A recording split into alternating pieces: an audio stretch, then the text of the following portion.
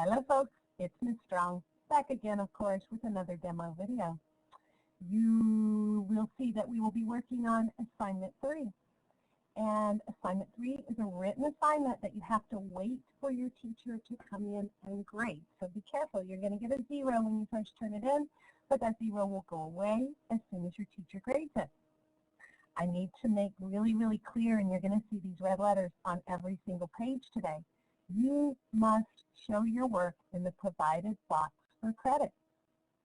Most importantly, the instructions tell you that you have to name a property, but your teachers are telling you you don't have to name the property. We're not worried about that right now. What we are concerned about is that you're able to understand and simplify the expressions that you will see in the assignment. So each of these that I'm doing here is very similar to the one you see in the assignment. Be careful, not exactly the same, numbers and letters have changed, but the concepts are the same, the ideas are the same. So once you watch this, I'm fairly certain you'll be able to go in and do really well on this assignment. Let's get started. They're asking you to simplify and show your steps. Tell the property you used in each step. You're not going to tell the property. You don't have to do that part. You do have to show the steps you use to simplify.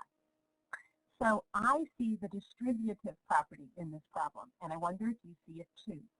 Anytime there's a number in front of parentheses, you think about distributing it through those parentheses when the parentheses have a plus or a minus in them. In this case, I need to say 3 times A, 3A, and 3 times 2, 6. But I have to add them together when I'm done like that, right? Now it says plus -7. And personally, I look at that and say, well, that sign is negative, that 7 is negative. I don't like to write, it's not, for me, it's not comfortable to write plus negative. I just say, well, the negative overrides, so I'm going to say -7. Now I have these like terms, 6 minus 7. And I can combine them. So I get 3A, and I think about 6 minus 7. Well, 7 is negative, 6 is positive, so I need to subtract the two numbers. 7 is larger, so my leftovers are negative. So I get 3A minus 1. Some of you are going to be tempted to continue to simplify. Please don't. These are not like terms. They cannot be further simplified. That's the best answer right there. Let's try another, right? They start looking kind of goofy, but we need to think about PEMDAS and do them one step at a time. Again, are you going to tell your properties that you used? You are not. Do you have to show your work? Yes, you do. So let's look at multiplying inside here first. 3 times 1. Because we have parentheses, we're going to think about doing that first. Is 3. So 1/3 is in parentheses, so it's going to sit out here and get multiplied in a minute when I come back to it. Right now, I want to look at this plus a -1, and just like I saw before, to me, it makes more sense to say -1. Now again, following PEMDAS, here's where a lot of kids will make a mistake. If you do the 3 minus 1 right now, you're not going to get the right answer. PEMDAS tells us that we have to multiply first. So we need to multiply 1/3 by 3 over 1. Then we can subtract 1. So what is 1/3 of 3? Well, it's 1. Then my -1 comes down, and my final answer for this particular problem is 0. Ready for another? Again, kind of some weird looking things, but we want you to get used to looking at these things because that's what algebra does. It gives you some weird stuff.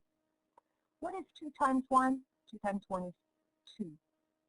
Again, it tells us to multiply by half.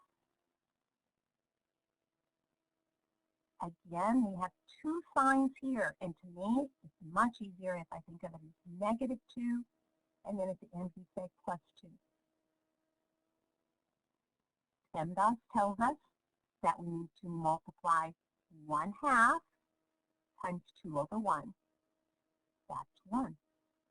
Then I let the rest of it fall down. -2 +2. Now I need to combine all of those numbers, and I could do it different ways, but I right away see that -2 and +2, I call it a zero pair. They cancel each other out because if I owe $2 and I have $2, I got nothing. So what's left here? Just 1. More? Of course more. Are we going to add together 1/6 and x? I hope not, because they are not like terms. But I do see the distributive property. I see a 6 outside of parentheses, and I want to multiply it through. So 6 times x, 6x. And 6 times 1/6. We've seen that over and over today, haven't we? When you multiply something by its inverse or reciprocal, you'll get 1. So 6 times 1/6 is 1. Common mistake is to now call that 7 or 7x. I hope you know they can't be combined because they are not like terms. Slamming right through this video, aren't we? What do you think about this?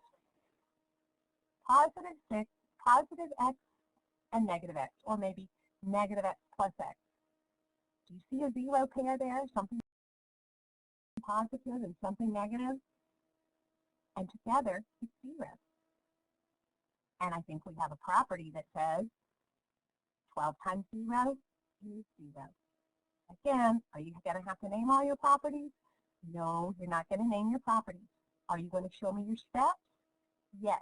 If you write 0 in the box and you don't show me 12 times 0, you won't get credit. Please show your work.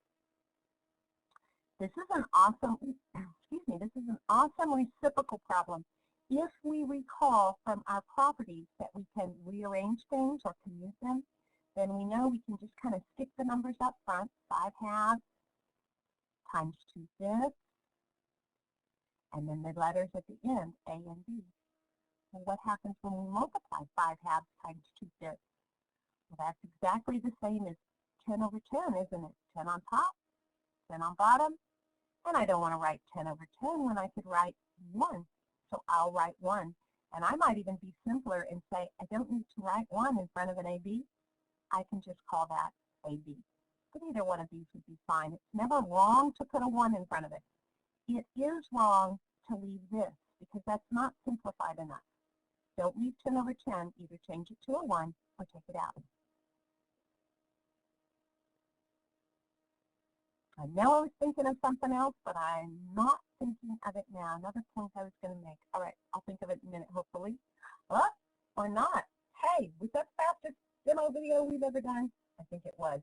And I hope that you can go in, show your work. Don't name the properties if you don't want to. If you want to, maybe there'll be extra credit involved. There's certainly nothing wrong with that. Okay, see you next time. Go get your work done.